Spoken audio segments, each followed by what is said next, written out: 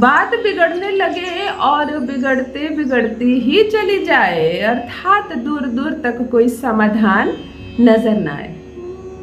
समस्याएं है तो समाधान है, मैं कहती हूँ जब भी कोई मुसीबत है तो है उसका उपाय, परंतु अभी आपको समझ में नहीं आ रहा। आपके घर में गृहस्थी का मामला बिगड़ता जा रहा है, आप संवारने का प्रयास कर रहे हैं, मामला बिगड़ता जा रहा है। आप चाह रहे हैं कि मैं सब कुछ सीधा कर दूं, तुम चाह रही हो कि तुम अपने प्रेम से, अपनी बात से सब कुछ ठीक कर दो, परंतु कुछ ठीक नहीं हो रहा। तुम्हें ऐसा लग रहा है कुछ ठीक नहीं है और बिगड़ रहा है मामला।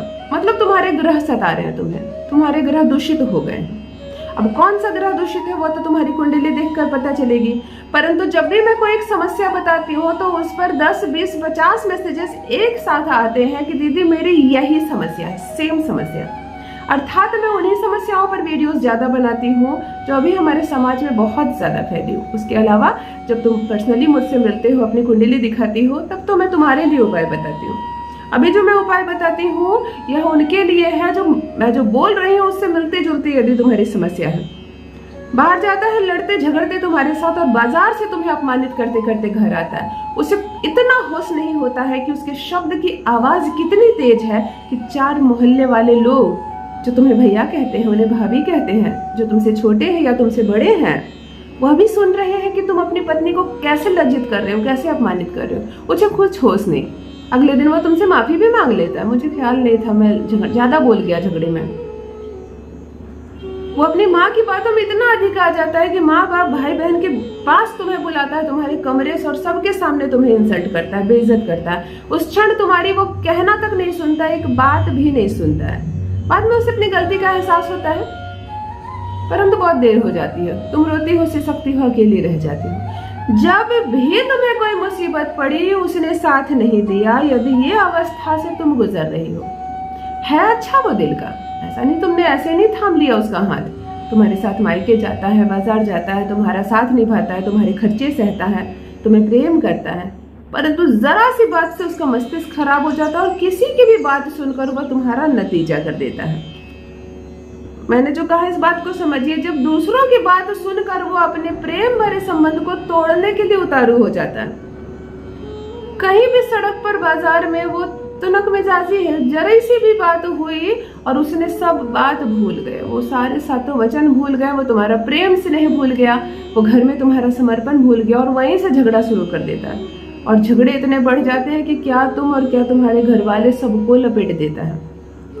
अर्थात जब तुम्हारे पति आपा खो देते हो लड़ाई झगड़े के दौरान और तुम्हारा ये रिश्ता टूटने की स्थिति में आ जाते हैं, या कुछ बहनों की टूटने वाली है, कागज पत्तर तक तैयार हो गए हैं, अभी भी बचाने का प्रयास कर रही है। कुछ बहनें मुझसे पूछ रही है, एक तरफ से कार्रवाई हो रही है, दीदी मैं यहाँ से कुछ कर सकती हूँ क्या?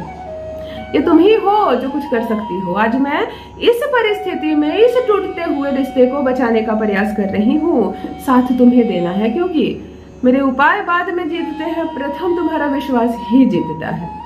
आज मैं कह रही हूँ केवल 27 लौंग को उसका नाम लेकर जला देना। मैं जो मंत्र बोल रही हूँ उस मंत्र को बोल देना। ये सिचुएशन है ना बदल जाएगी, फिर उसके मिजाज भी बदल जाएंगे। कितना भी वो कोई कुछ कहेगा वो नहीं रिएक्ट करेगा ऐसा। एक ग्रह जो हमेशा दूषित करता है 5वें घर में, 7वें घर में बैठकर शुक्र के साथ, गुरु के साथ, वह है राहु। और जब भी यह समावेश करता है शुक्र, तुम्हें दाम्पत्य सुख नहीं मिलेगा, तुम्हें पति का प्यार मिलेगा ही नहीं मिलेगा। एक दिन वो प्यार करता है और 6 दिन तुम पर वार करता है, ऐसी अवस्था हो जाएगी। तो चलिए आज इस राहु का मुंह बंद करते हैं। साथ में हम मंगल को लेंगे, सूर्य को लेंगे, शुक्र को लेंगे, गुरु को लेंगे, क्योंकि इस घेर कर काम करे ना तो कोई भी ग्रह हमसे छूटेगा नहीं और किसी की भी विपत्ति तुम्हारे रिश्ते पर आएगी नहीं। जान लीजिए प्रथम मैं कौन हूँ। नमस्कार दोस्तों, मैं हूँ खुशबू सिंह। बहुत स्वागत, बहुत अभिनंदन करती हूँ आप सबका अपने YouTube चैनल ज्योतिष ज्ञान में। कैसे हैं मेरे भाइयों, कैसी है मेरी बहनों? मेरे कमेंट सेक्शन में जय माता दी, हर हर महादेव अवश्य लिखे, अपनी खैरियत मुझे जरूर बताएं। पढ़ती हूँ हाथ की रेखाएं, पढ़ती हूँ जन्म कुंडली, और आप कुछ ना बताए तो आपका चेहरा भी पढ़ लेती हूँ। करम है, कृपा है ऊपर वाले की, प्रेम है आप सबका। जुड़िए ज्योतिष ज्ञान चैनल से।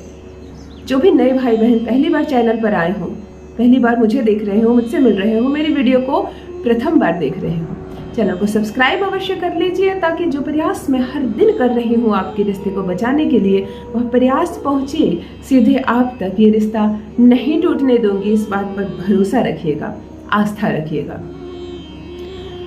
आज बहुत सारे ग्रहों पर काम करना है, इसीलिए जो सामग्री बताओ ध्यान से लेना, उसे जिस दिन का चुनाव करूं वही दिन करना। स्वच्छता का ध्यान रखना, पीरियड्स में मत करना, और केवल बहनें ही करेंगी, मतलब पत्नियां ही करेंगी पति को वापस लाने के लिए, पति नहीं करेंगे। यदि पत्नी परेशान कर रही है तो ये उपाय आपके लिए नहीं है, बाद में बताऊंगी दूसरा उपाय। 27 लौंग ले लेना, 5 कपूर की टिकिया ले लेना, शहद वाला जल ले लेना, अर्थात थोड़ी सी कटोरी में थोड़ा सा शहद और जल मिला लेना। अब मैंने जल और शहद कहा तो मिला जरूर लेना, चंद्रमा भी है, केवल शहद मत ले लेना। तुम्हें इतनी ही चीजें लेनी है। छत पर खुले आसमान के नीचे बैठना, आंगन में बैठना, छत पर बैठना। शहद वाले जल जो है, तुम लौंग को ऐसे पकड़ना कि तुमने उसका पूंछ पकड़ा हो और फूल बाहर की ओर हो।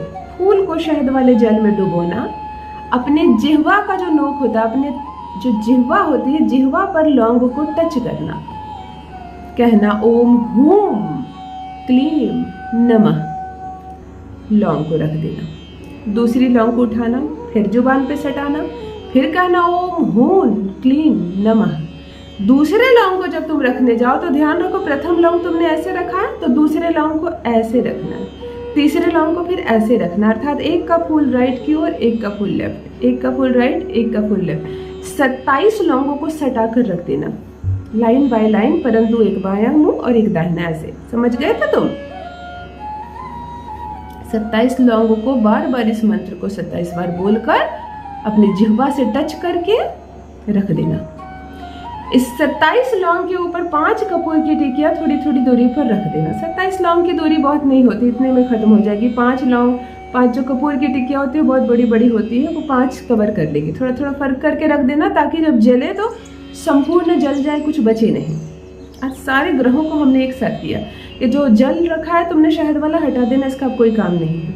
हाथ जोड़ना, अग्निदेव को नमन करना, सूर्य को साक्षी मानना, शनि देव को नमन करना, राहु से भी प्रणाम करना। हमारे रिश्ते से निकलिए। आज जो प्रयोग कर रही हूँ, मुझे मेरा प्यार वापस चाहिए, मुझे मेरी गृहस्थी, मेरा संसार वापस चाहिए। जो भी भूल हुई हो मुझसे, मेरे पति से, हमारी कुंडली में जो ग्रह दूषित हो, आज मैं सबसे क्षमा मांगती हूँ। मेरे जीवन को फिर से खुशियों से भर दीजिए। नमन कीजिएगा, खास करके शनिदेव को प्रणाम कीजिएगा। उन्हीं के जो फ्रेंड है ना, ये राहु और केतु, उनका कहना बड़ा जल्दी मानते हैं, बड़ा जल्दी कहते हैं ना, मेरा दोस्त कह दे तो मैं दुनिया छोड़ दूं, वही हाल है उधर भी। तो चलिए, राहु से बात मनवानी है तो शनिदेव से प्रार्थना करते हैं। आग लगा देना 5 कपूर की टिकिया में, धू धू करके जलने लगेगा, समस्त लौंग जल जाएगा। वो जो जल से भीगा है तुम्हारी जिह्वा से टच है, जिह्वा से मैंने टच कराई, शुक्र को तुम्हारे लिया, समस्त जल समस्त वो जलकर पानी हो जाएगा, खत्म हो जाएगा, राख हो जाएगा। इस राख को तुम्हें छूना नहीं है। चाहे तो थोड़ा जल डाल देना, जब ये ठंडा हो जाए तो नमन कर लेना, माथा टेक लेना, उठ जाना। जो वस्त्र तुमने शरीर पर पहना है इसे धो लेना, हटा लेना, या स्नान कर लेना, या कम से कम कपड़े तो अवश्य बदल लेना। बस इतना करना।